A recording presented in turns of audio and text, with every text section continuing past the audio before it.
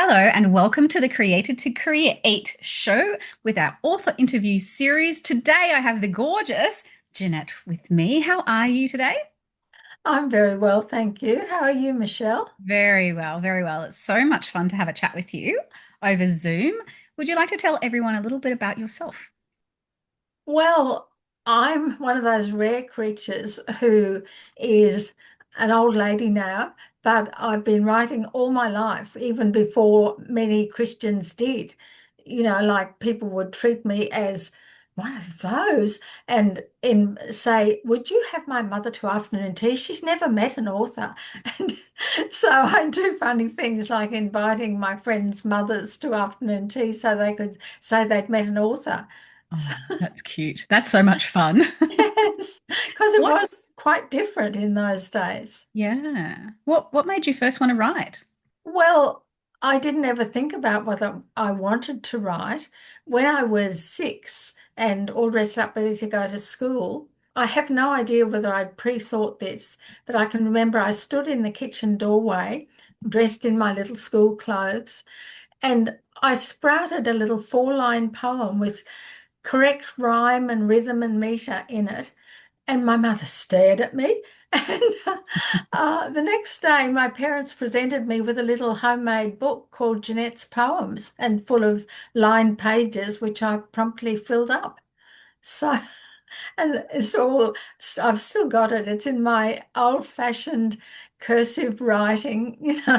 Wow, you've kept it all these years. Yes. Oh, that's incredible. My mother probably kept it. Initially, I didn't keep anything, and there would be little scraps of newspaper that she'd torn out when they'd encouraged me to send things into the Saturday Children's page and all that. And Mum would keep them. I would have probably just thought, oh, that's exciting, isn't it? And the 5 shillings was very exciting.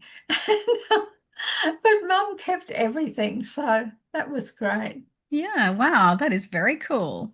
And so who do you write for then? I have a completely different audience with every book, which Mm. sounds weird, but then I've lived through every phase of age just about.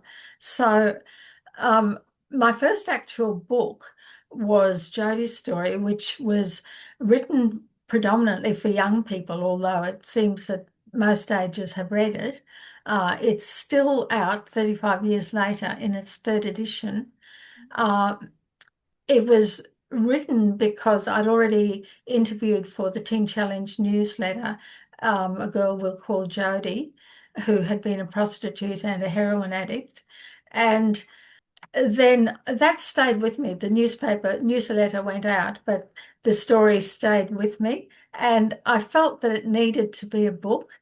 And I was teaching speech and drama in those days. And I had all these teenage pupils, or a lot of them were. And they would share with me, oh, I'm going through this situation. I'm not sure what to do about it, blah, blah. And I thought they just need to know about these things that I've just written about. And anyway, I knew it was time for me to write a book. And so that was several years later. And I thought of a few ideas as well as Jodie's story. And I rang what was then the biggest Christian publisher in Australia and told them, I'm going to write a book and I'll probably submit it to you. Would you be more interested in Jodie's story or that or that? And they said Jodie's story. So I wrote it and I sent it to them. And they weren't sure at first because they just published one about the girlfriend of Mick Jagger or something like that. And so Jodie was a bit in the shadows after that. But then Teen Challenge decided to celebrate their 20th anniversary and to launch it at that and to buy the first 1,000 copies. So they went ahead, of course, and Awesome. it just went from there. And it opened other doors for me to write biographies because other publishers thought, oh, there's someone who can write a biography.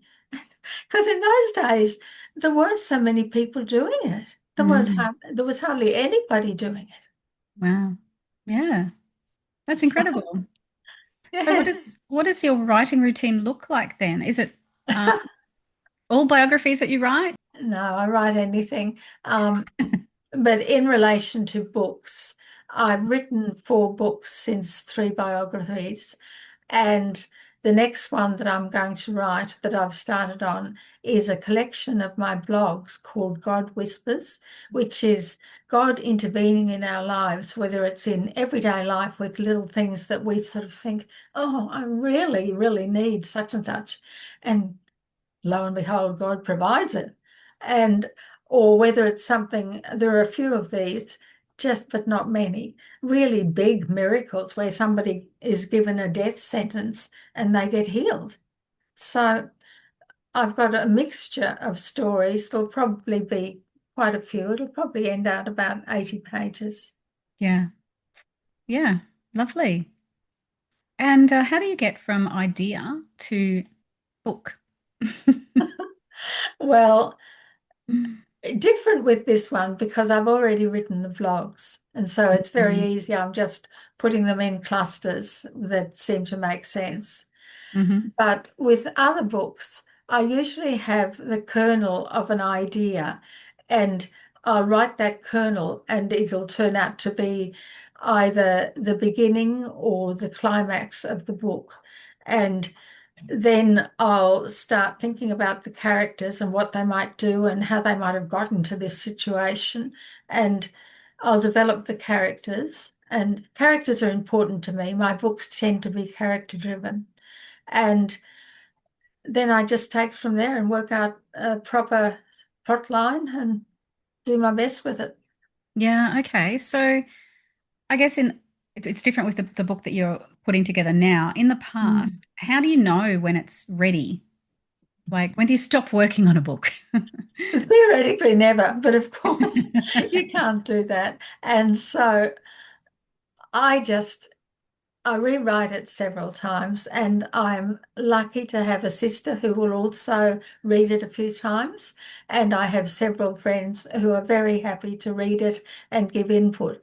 One of them actually has one of those brains that picks up everything in the timeline that's a bit out of whack.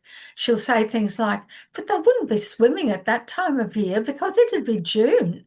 And I'm thinking, June, is it really? That's So, cool. Yeah, it's so good you've yes, got someone who pick up those I things. know. Yeah. Yes. Yeah, So, so well, thank you for joining me here today. And I will put your links and lead anyone to find you if they want to find you online. And just those who are watching, please hit that like and subscribe button because it really does help. And before we go, do you have any words of wisdom you would like to leave our viewers today? um, write, start now. Don't put it off any longer. Uh, join with other writers. Find a writer buddy or a little group of writers and join up with them and input one another's work. Criticize helpfully, not nastily, one another's work, and be willing to take on board people's opinions because it does help enormously. And before you actually send it to a publisher, get it edited professionally. It's a good worthwhile investment, I think. You may need to look around and find somebody you can afford and who is not going to eliminate your voice, who will keep your own personal voice. And I feel that's important. Yes, I agree. Some great tips there. Thank you. And do you have any recommendations for groups around? Like, who do you go to? Well, there's the online groups like Christian Writers Down Under. I find that excellent. And Mhm. if I need to know anything, I usually put up a question on that blog and I read nearly everything they put up.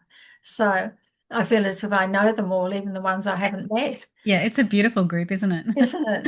it? And I have a little group of us, just a very small group who meet here once a month. And I also go to a small Amigas group up in Beerwell, which is just about half an hour's drive away. And we do that once a month as well. And so, yeah, it So works go really both well. in person and online is good to find. Yeah. It is. I had both. I have both, and they both help in different ways. Yeah, perfect. Well, thank you so much for joining me here today, Janet, and thank you everyone for watching. We'll see you Thanks, next time Michelle. on the Created to Create show. And remember, you were created to create. Indeed.